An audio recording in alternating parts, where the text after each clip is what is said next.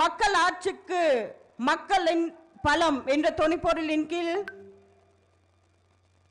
இன்று நுவரேலிய சினிசிட்டா மைதானத்தில் நடைபெறும் இந்த மே தினத்திற்கு வருகை தந்திருக்கும் எனது அன்பான தாய் தந்தையரே, சகோதர சகோதரிகளே,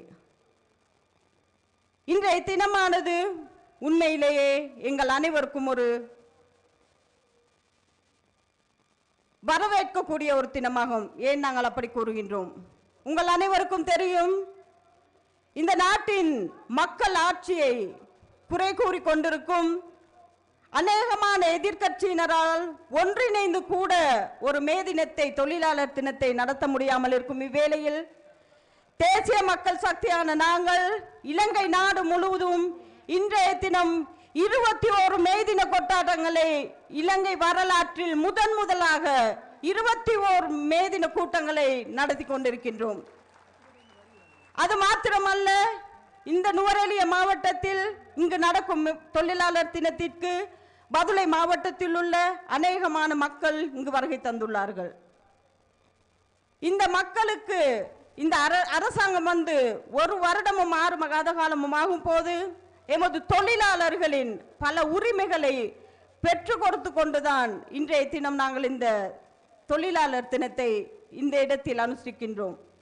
அதன் அடிப்படையில் பார்க்கும் போது மக்களினதும் தொழிலாளர்களினதும் உண்மையான தலைமைத்துவம், உண்மையான ஆட்சியின் பிரதிபலனைத்தான் நாங்கள் இவ்விடத்தில் காண்கின்றோம்.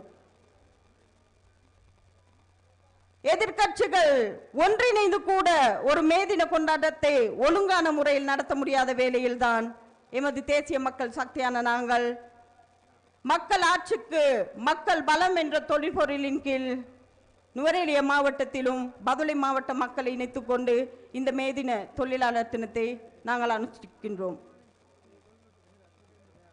இதற்கு சரியான தலைமைத்துவத்தை கொடுப்பதற்காகத்தான் தேசிய மக்கள் சக்தி அரசாங்கத்தின் அதிமேதகு ஜனாதிபதி அன்ருகுமார் திசாநாயக்க சகோதரர் இன்றைய தினம் எமது மக்களை சந்திக்க இங்கு வருகை தந்துள்ளார்.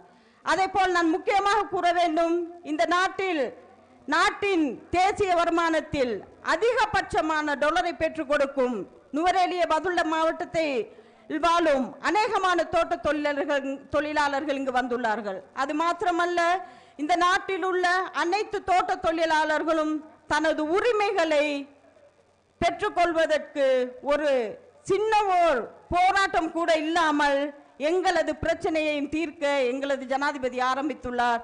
அதன் அடிப்படையில் தான் அரச ஊழியர்கள், தனியார் ஊழியர்கள், அதே போல் யாராலும் கணக்கெடுக்கப்படாத எமது மலையக வாழ் மக்களின் சம்பளத்தையும் அதிகரித்துதான் நுவரேலிய மாவட்டத்தில் இந்த மே தின விழாவை கொண்டாடுகின்றோம்.